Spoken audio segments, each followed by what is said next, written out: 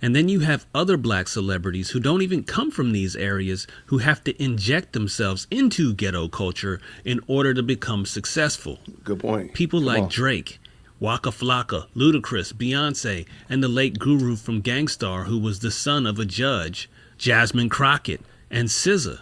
All these people came from middle or upper class beginnings, but have injected ghetto culture into what they do in order to give themselves a sort of black authenticity, as if blackness is synonymous with ghetto culture. How did punishing successful blacks and accusing them of being a part of a white power structure help us? It seems to me that it simply laid the foundation for blacks only seeing poverty and struggle as what was authentic and real to black people.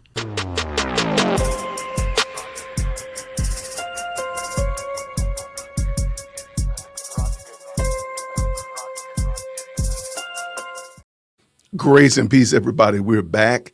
We got to go back and look at our friend Consider Culture. Link will be down in the description. He's talking about, when did black culture get usurped by ghetto culture? I believe most of us have had this question. So let's go ahead and jump into it. Let's go. Somehow, some way, black ghetto culture has almost become synonymous with black culture, meaning that average middle and upper class blacks are often embracing black ghetto culture themselves.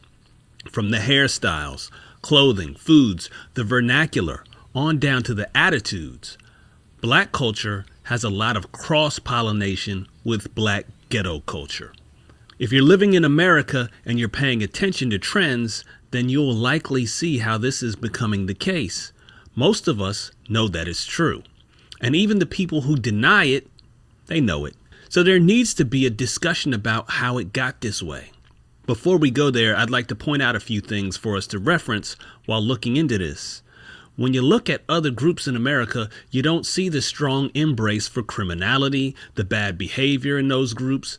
Meaning, when you look at poor Asian communities, you don't see that there's a negative portion of their culture that mainstream Asians embrace. Their criminals aren't celebrated. Their poor behaviors aren't imitated. This is Mu Yiyu. She lives in a single-room occupancy, or SRO, in San Francisco's Chinatown. She shares the tiny room, which is about 100 square feet, with 5 others, her husband and 4 children, and has lived there for the past 9 years. When talking about being an Asian, nobody is going on and on about their history of struggle as if that is the core component of their identity. The same thing goes for poor white communities. There are a lot of problems within poor white America. Clearly, these white communities are not dealing with the same dangers and safety concerns as Hispanic or black communities, where perhaps violent crime or other type of inner city activities are the threat. Here in these white communities, the drug overdose death rates are unbelievably high. You're 3 to 4 times more likely to die from an overdose in these communities we're going to talk about than you are to get shot or killed in a bad black inner city American hood. For some reason that I don't understand, these poor white communities also seem to shelter registered predators, which means that if you have families, it is definitely not a community you want to be in. Clearly, the problems that these white communities are dealing with are very distinct from the usual portrayal of poverty and crime in the United States, but it exists. There are plenty of documentaries and videos on YouTube about the situations in Appalachia and other poor white communities. Many of these white communities struggle with a lot of drug problems. And of course, there's some amount of violence. But for the most part, you have to really dig to even find out about these places. Why? Because white people aren't celebrating them. White people aren't putting those people from those places on a pedestal and dancing to the sound of their music gleefully. You haven't heard a bunch of songs that reference one particular mobile home park in West Virginia, in the same way that we know all about Marcy Projects in Brooklyn because of Jay-Z. Or Parkway Gardens, otherwise known as O Block, by King Von.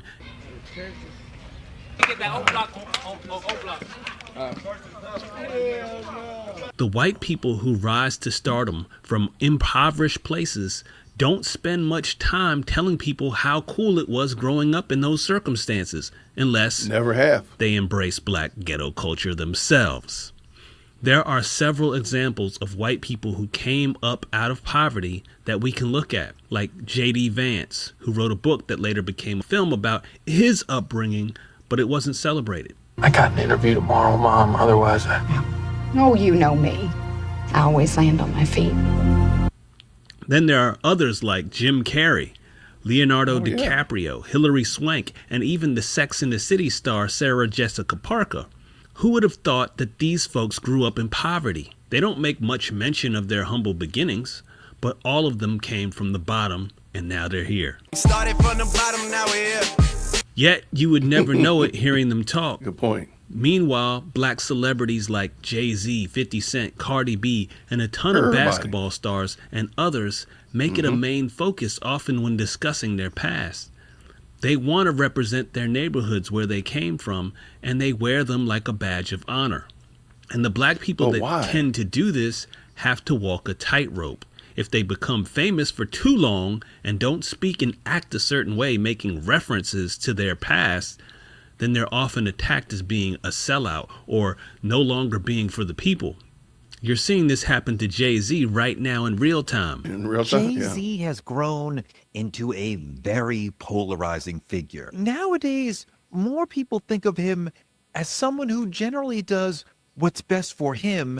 Can we talk about the fact that Torre speaks like a Jim Henson Muppet? Can we just say that? Is that okay to say that? And he also looks like one. He looks like somebody from Fraggle Rock. I just want to get that off my chest. I just got to say it.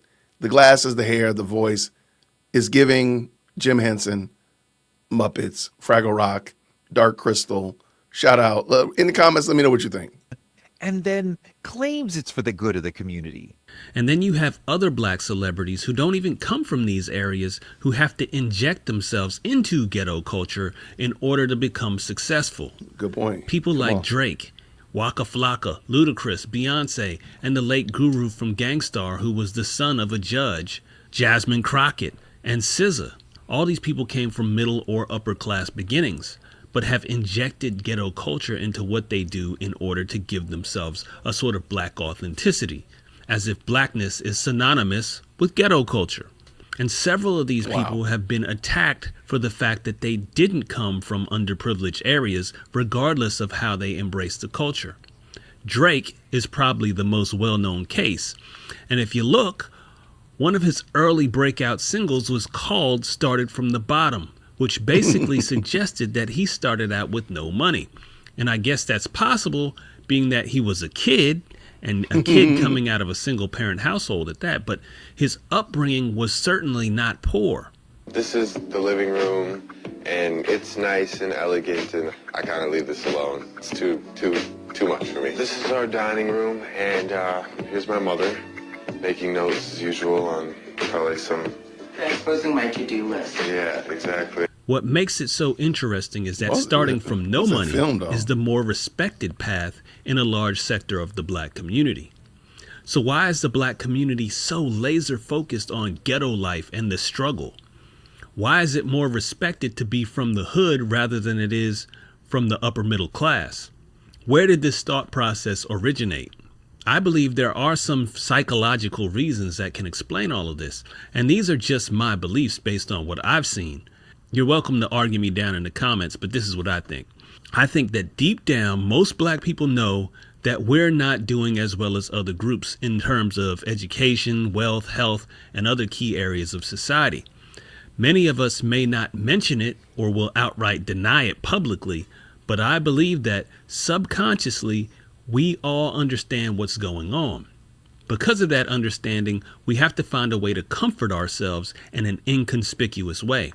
The best way to do that is to embrace the bottom. If you don't want to compete at the top, you might as well embrace the bottom. This way it all looks like a part of the plan. It doesn't look like failure. It looks like this is what you enjoy. And because black people demand this from other blacks and ridicule those that do not walk that path, it makes it even more probable that people will follow that path or will reference it many times over once they have made it out of poverty. And this is where you get the idea of black people being monolithic, because so many of us push for us to walk that particular line. It's the idea that as a black person, you have to speak, act, and think black first. You have to mention the struggles of black people as a whole, and focusing on black first definitely positions you to live in a certain box. You're putting yourself in a box. Now, how did we get there? Of course, many people like to reference slavery, and that's one thing. Then there's segregation, and they both did a number on a lot of black people psychologically. Absolutely. Especially since it's discussed and brought up multiple times every year from first grade on up. It's a constant reminder that one group of people hindered your ancestors' growth, and this group, white people, seemingly had power over blacks, easily for some time. And through this, slavery and Jim Crow, blacks had to watch as whites had multiple successes and wins for their community, and most blacks didn't have the money or know how to reach those heights as easily. Because whites didn't celebrate or even mention their poor much through history in a celebratory manner, black people didn't see that portion of white culture as representative of the white race. Most of what was seen were the success stories, and I think a lot of black people became envious. It's why so many blacks like the phrase white privilege. Now, I know that statement is going to ruffle some feathers. Please try not to get in your feelings about it. I'm trying to push us towards something better. Denial, deflection, defensiveness, it isn't going to help us do better. That stuff keeps us stagnant. So pay close attention. The envy we felt showed itself when we pushed to do things like sit-ins at businesses where we weren't even wanted. When we organized marches and protests in neighborhoods where they didn't want any blacks. And I've asked this question, would black people have been better off if we had not fought to get into places that we weren't welcome? Instead of saying, hey, we want to go to, we want to get into this restaurant. We want to get into this store. We want to get into this neighborhood. That restaurant, that store, that neighborhood didn't want us. Why didn't we build our own restaurant neighborhood stores and keep it moving? I'm just wondering. I've always wondered that, but let me know what you think. Comment down below. Those things showed that we wanted what whites had, and we fought to get those things. Meanwhile, many of us had built our own communities. Mm-hmm. We had built our own businesses. We had our own restaurants. We had our own insurance companies. We had our own banks. We had our own movie theaters. Black people had shown that they could build successful communities just like whites could, but it wasn't enough. There's a phrase that people would use that said that the white man's ice is colder. His ice was colder. What's going on? His ice was colder. That phrase was used to show that no matter what, black people always thought that what white people had was better. And to some extent, I guess that was correct. Of course it was. White people had created most of what made America what it was and what it is today. You can't take that away from them. Many of you seem like you want to. By creating memes, videos filled with falsehoods about the things that black people created or brought to the table, you're ultimately showing that you're envious and jealous. It's not helpful or beneficial to us to embrace lies. What would be more beneficial is to focus on doing better, innovating, building stronger families, communities, and businesses. There's not a lot of benefit in dwelling on the past. What exactly is the benefit of making excuses for the wrongdoings of black people today? Why do so many black people tend to deflect, deny, and get defensive? Real quick, I'm going to take a second. I'm going to interject a clip. I want to show you somebody, this young brother right here in Consider Culture said that black people are envious and they believe that white people are better because they've created more. Listen to this man. I believe it's just straight fan fiction. I have no clue where he's getting this information from. But check this out. We got Umar in the building. Listen what Umar says black people have made. Inventions return to us permanently. And if all black inventions return to us permanently, and if you want to use it, you must pay us a percentage. The cell phone, we invented that. Internet, that's ours. Helicopter, that's ours. So guess what? Anybody running lights, you paying black people. We had hundreds of thousands of acres of land stolen from us. We need to put together a research team that's going to investigate all the land that was stolen from African people and return it back. America has about 10 major exports. Gold, oil, we get a 25% cut permanently. Every time America makes a dollar, we get 25 cents of that dollar as part of the reparations payment. And 60% of us make up 10 states. All 10 of the states are seaboarding states. We should automatically control the port. Psychological damages. Every time you see a black man with a white woman, that's psychological damage. Every time you see a black woman with a blonde wig on her head, that's psychological damage. Every time you see a little black boy or girl playing with a white doll instead of a black doll, that's psychological damage. All black inventions return to us permanently. And if I just wanted to bring that in. Like, some of the things that Umar talks about, man, are just straight fan fiction. Like, where did you get that from? Where did that come from? We need to ask that question. So let's finish up with Consider Culture. Let's Perhaps go. the clues can be found in the past. Sometime in the 1960s, you had a shift towards countercultural movements. White people had their countercultural movements with the hippies, and black people quickly wanted to become a part of their own counterculture. So we had the Black Pride movement. Black fist up in the air, afros, black leather and medallions, blaxploitation flicks where black counterculture heroes would beat Whitey's ass on camera to huge applause. Gonna set me up?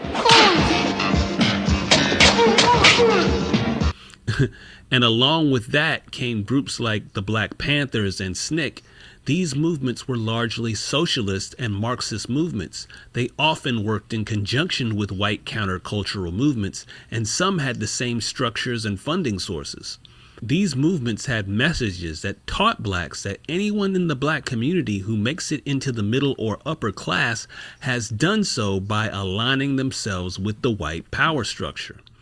And that was looked at as negative.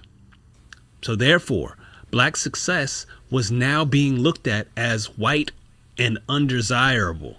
This was largely a message that came from those socialist Marxist groups, such as the Black Panthers. They would launch entire campaigns that were advocating for poor people by way of attacking black business owners. So when we ask our black brothers who we buy liquor from, who we support these businesses in the community, when you ask, not the Black Panther Party, when you ask them to donate every week on a continuous basis a small minimal amount, we don't care. We, the community, don't care if it's $1 a week. Every week, though. They used extortion tactics to pull money from black business owners.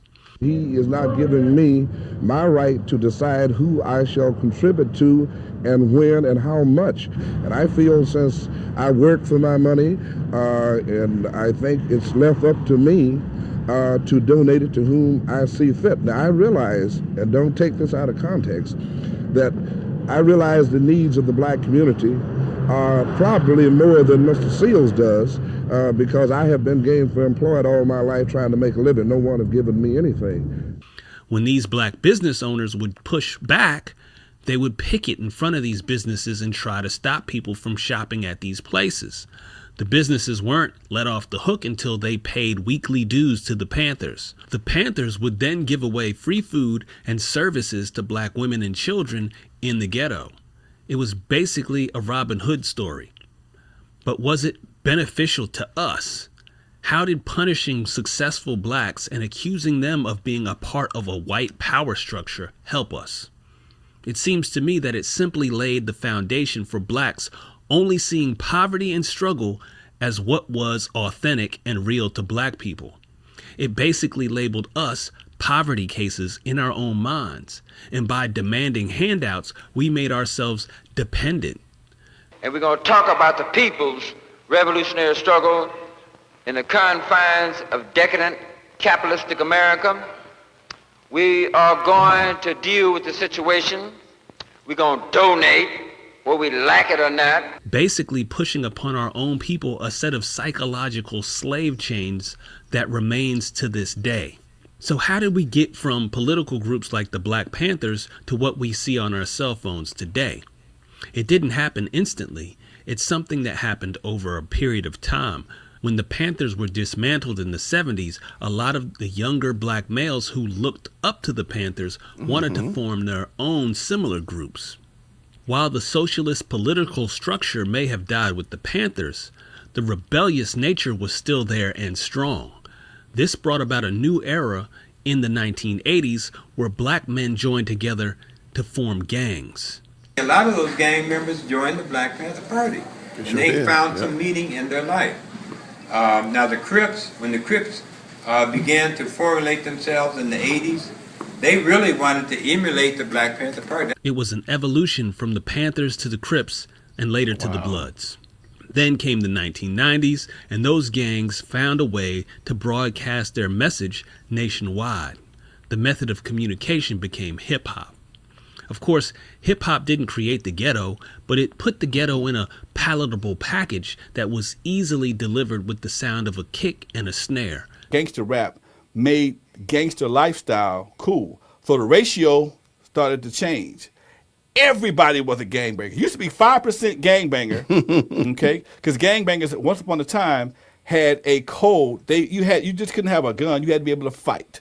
You had to have something to bring to the hood other than a pistol. Well, at some point in time, when the dope and the gangbanging became profitable, everybody became a gangbanger. So now you got 95% gangsters or 90% gangsters and 10% civilians. People loved it.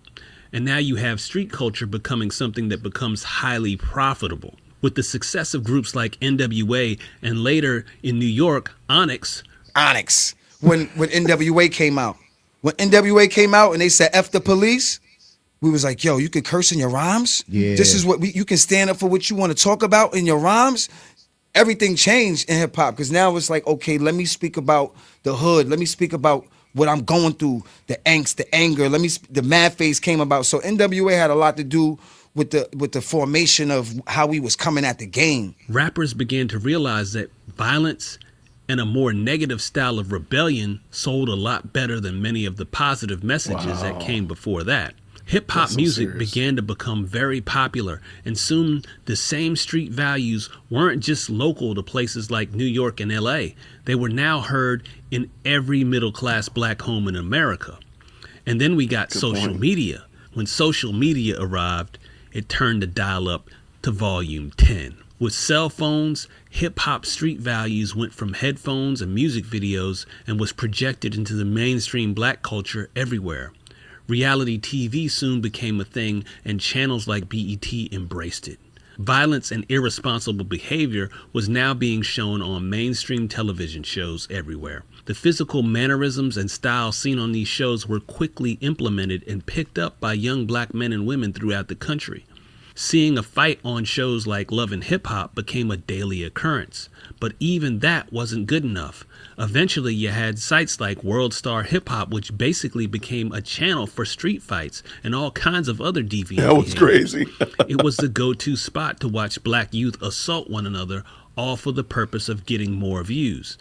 And we can't forget about the knockout game from a few years back. A dangerous game called Knockout that's happening in cities across the country. It's even proven deadly. It involves going up to strangers, punching them, and running off. Only a single blow, and they fled after that. Lawrence Shea, a medical researcher at Yale, was walking to catch a bus on Church Street in New Haven when he was violently attacked. One of several similar attacks in the area, first reported by the New Haven Independent. I was bracing for a different type of attack, wasn't prepared for a single punch to the face. The blindsided attack happened on this overpass around 5:30. 3 men walked up to the victim and then from out of nowhere, one sucker punched him in the face, knocking him to the ground. That wasn't random. It was kids treating real-world violence like a viral trend. And just when you thought it couldn't get any worse, we got drill rap. Back up, put the beat on the public. Keep thumping. Drill rap has taken things to a brand new low. No longer do we hear any of the artistic theater that you used to have in hip-hop. Many of the groups like NWA and Onyx weren't acting out the things that they rapped about. They were simply telling stories of things that they had heard or seen in their streets themselves. Right. Drill rappers, on the other hand, are living out the same things that they write in their lyrics. On Friday, detectives from Atlanta and Chicago testified in the criminal case against rapper Lil Durk in Fulton County Court. They say around 5 in the morning on February 5th, Lil Durk, whose real name is Dirk Derek Banks, and his co-defendant Devontae Bennett were seen on camera involved in shooting Alexander Witherspoon, a person police say they knew. They were hanging out. They went to a studio to make music. The rapper and Bennett listened to the evidence against them in court. Police told the judge later that night the victim, Banks, Bennett, and others went to a nightclub, a gas station, and ended up in the parking lot of the Varsity. That's when Weatherspoon said he was robbed and shot. He said his chain was snatched off his neck, and he had $30,000 stolen from him, and they stole the vehicle he was driving. Police say Banks was seen on tape shooting a gun. You see Mr. Banks' arm out the window firing several shots at the victim, towards the victim. Banks' attorney says this is a celebrity witch hunt. Were it not for the celebrity status of these two individuals, then this would be an aggravated assault. Banks released a single, Turn Myself In, the day he turned himself in. It's gotten almost 7 million views. It isn't just entertainment anymore. Dude, it's that's crazy. Actual, literal audio evidence of ongoing street beef with rappers actually bragging about specific real-life homicides and the murders of their rivals. Black people are having a race to the bottom, and the reward is millions of dollars, millions of views, and a lot more black people dying in the streets for the sake of the culture. And the most damaging part of all this is what it did to our collective morality. It's created a culture where loyalty to race matters more than loyalty to the truth. We see it every time a black person commits a blatant crime and a sector of the community immediately rushes to defend them. People will literally lie, cheat, and steal to protect the criminal simply because they look like them. But once they did that, they started hitting them. Carmelo actually was able to back out and try to get away. So he was actually trying to get away the first time. Austin grabbed him, and you could see his hoodie coming out like this, and they brought him back in. Okay. And when they brought him back in, that's when you could see Austin put him in a headlock. You could see that all the rest of them are still hitting. That must be when the poke happened, because he was able to get out again. He backed out. He looked to the right. That's where the other little kid was filming, because they got some cell phone footage too. But that's where he was filming. He looked directly at him in his camera, and then he went this way to the left. He went down. He fell. And that's when they realized he was gone, because they were still punching. We've turned standing with the black community into crazy. an excuse for enabling bad behavior. So how do we break this cycle? We have to change what we value. Right now, a lot of us are giving status to the wrong things. We praise the struggle, but then we look down on the success. But it's that very success that gets us out of the struggle. Right. If we really want to get ahead, we have to stop treating success like it belongs to some other group. Success isn't white. Success isn't Asian. Success is just success. We've already proved that we can build thriving businesses and strong communities in the past. We can do it again today. But make no mistake about it. We can't do it if we keep pretending that the hood is the only place where real black people live. We have to remove any kind of definition of what it means to be black. There's no such thing as true blackness. It isn't about a struggle. It isn't about coming out of the hood. It's just about being yourself. It's about how hard you're willing to work and what you're willing to build and how you hold yourself accountable as a human being, not as a black person. We don't need to embrace the bottom just to feel safe from failure. We have to aim for higher. We got to stop tearing down the people who made it that don't embrace the hood. But that's just my 2 cents. I guess the question becomes, do you think we can really part ways with black ghetto culture and embrace American culture, or have we sunk too deep already? Let me know in the comments. Let's talk about it. I'm out. No more. Shout out to Consider Culture. I really appreciate him breaking it down. That was just well done. It was well done from the beginning to how we got here. And I think he could probably even go a little bit further and talk a little bit more about, especially how we clamor and fight to support persons who are doing criminal activities. Carmelo Anthony would be a perfect example. Or how we make race something in every case, whether we know the ins and outs, whether we know the race issue or not. When we have a tragedy, we usually run to race.